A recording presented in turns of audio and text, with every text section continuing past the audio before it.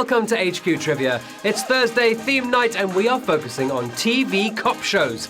And to make it even more interesting, we are looking specifically at cop shows with female leads. I'm Beric Livingstone, and tonight we're celebrating the badass women who've been bringing criminals to justice on our screens in many of the most exciting and insightful dramas in TV history. Frequently having to overcome prejudice and balancing multiple emotional narratives, these are some of the most three-dimensional characters with some of the best lines and the driest humour, and they're all to be found in the TV shows we're looking at tonight.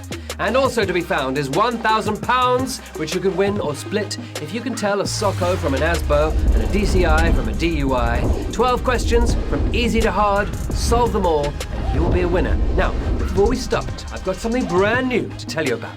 You already know about Extra Lives, and tonight I've got something else that can help you to win the game. It's called Eraser, and it will eliminate one of the incorrect answers. Here's how it works. You can earn an eraser for free by playing nearby to other people. Let me break that down. Nearby means if you can see them, they're close enough.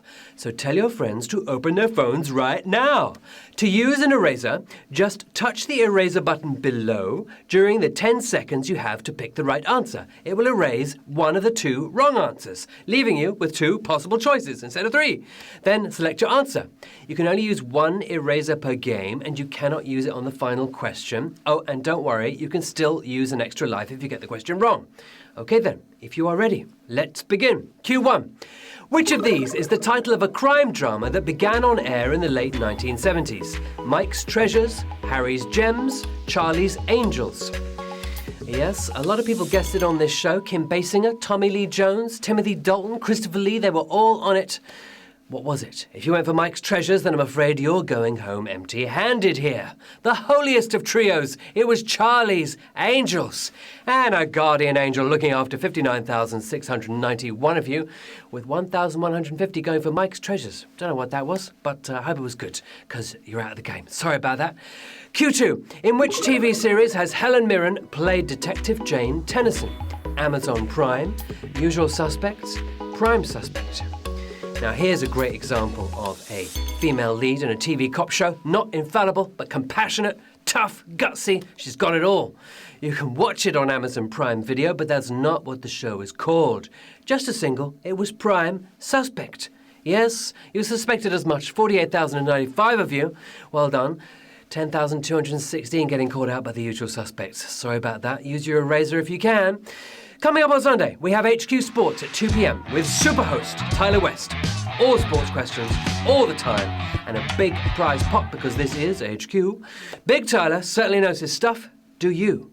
Find out at 2 p.m. on Sunday. Hope you can join us for that. Q3. Which of these TV programs has not starred Gillian Anderson? The X-Files, The Fall, Vera. Gillian Anderson, OBE, English is actually her native accent. Yes, she was born in Chicago, but then, after a detour in Puerto Rico, she was in London till she was about 11.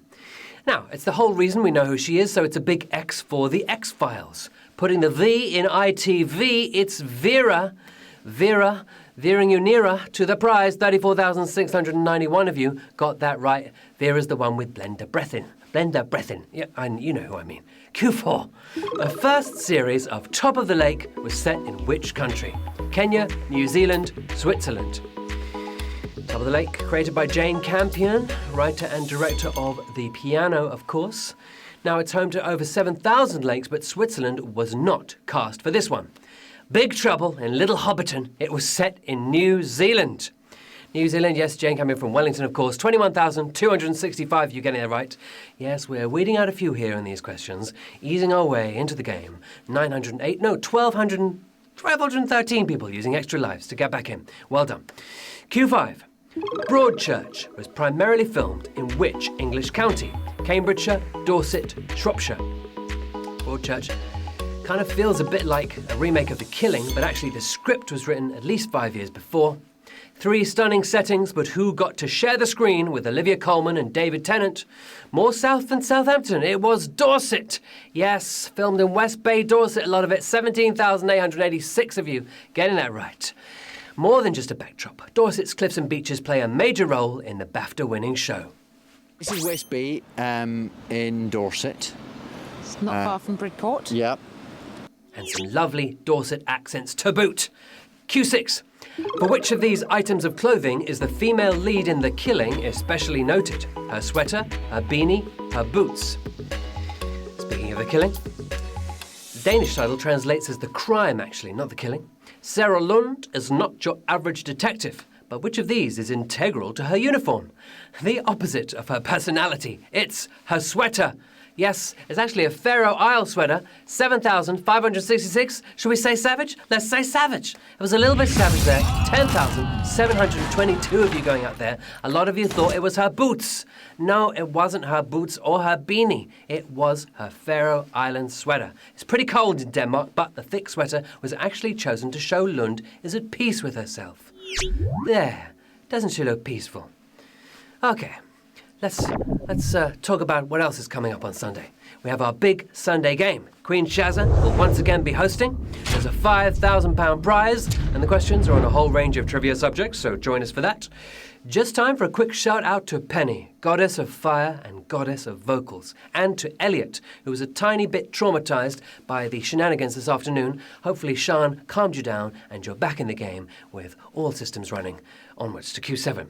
An actress from which programme played one of the title roles in the pilot episode of Cagney and Lacey? The Waltons, The Brady Bunch, MASH.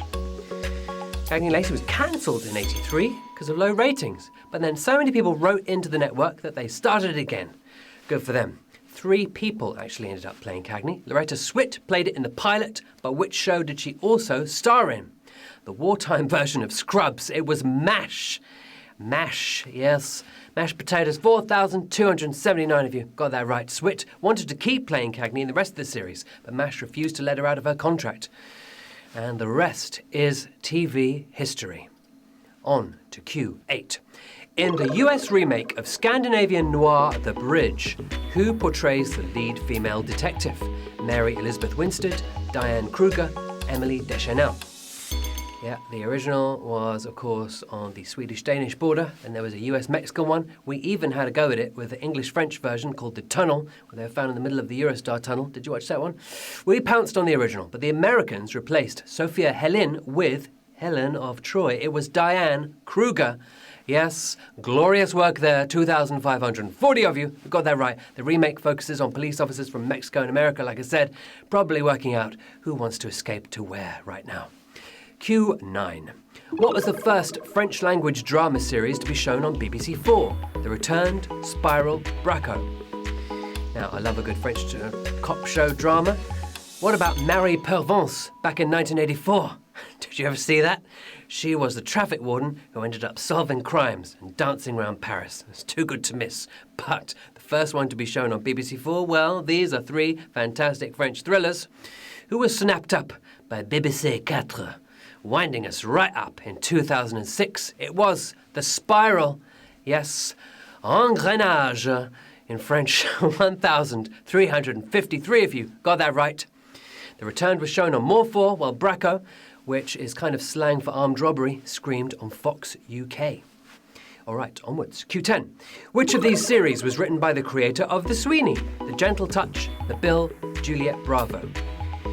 John Thor starred in The Sweeney. Of course, he also went on to Inspector Morse, and in fact, 45 people that were cast members of The Sweeney then went on to work in Morse.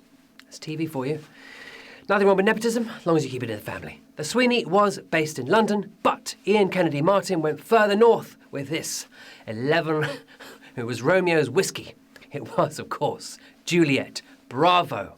And bravo if you're amongst the 627 people who got that right. Set in Lancashire, it was the UK's second police drama to have a female lead, coming 4 months behind The Gentle Touch. Jill Gascoigne. Q11. Which of these line-of-duty actresses has also appeared in a movie with a US rap star? Keely Hawes, Thandie Newton, Vicky McClure. Yeah, Line of Duty, created by Jed Mercurio, who has been a doctor, an RAF officer, and then he wrote The Bodyguard as well. Amazing guy. They've been, these 3, collectively thrilling us on the Beeb, but who once teamed up with Tupac? From Midwest Junkie to Westworld Escapee, it's Thandie Newton. And Newton's law of motion means that 461 of you will be moving on to the next round. Line of Duty also had music by Carly Paradiso, who went on to work on Prime Suspect 73, which was a kind of prequel to Prime Suspect, which starred Stephanie Martini. There's so many good names involved in the Line of Duty. Okay then, enough waffle. Sirens at the ready, cause we are screaming into the final round. With £1,000 still to play for, 30 people using their extra lives to get back in, and 461 still in the game, could go any which way. Here it is, Q12. The author of which of these works is referenced in the very first episode of Happy Valley, The Bell Jar, Frankenstein, Pride and Prejudice? Yes, Happy Valley, created by Yorkshire-born Sally Wainwright, of Last Tango in Halifax fame. Stan Lee shows up in every Marvel movie, but who had a cemetery cameo in Happy Valley? Jane Austen was buried in Winchester, but Happy Valley takes place in Yorkshire. The only novel Sylvia Plath wrote, it's The Bell Jar for the win, and Poetic Justice for 164 of you winners tonight.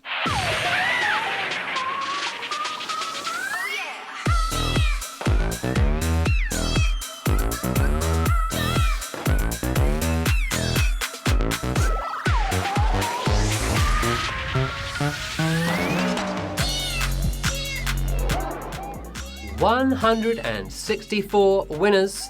That is wonderful work. You know your TV trivia, you know your cop shows, and you know your cop shows with female leads, which of course are some of the best ones there are. So huge congratulations and £6 and 10p for your trouble to Lucky2178, to Stuart Cook, to Topical, to Lefranc, who looks a bit like a kind of police photo fit image. I don't know if that's coincidental or I don't. But anyway, hopefully you were innocent.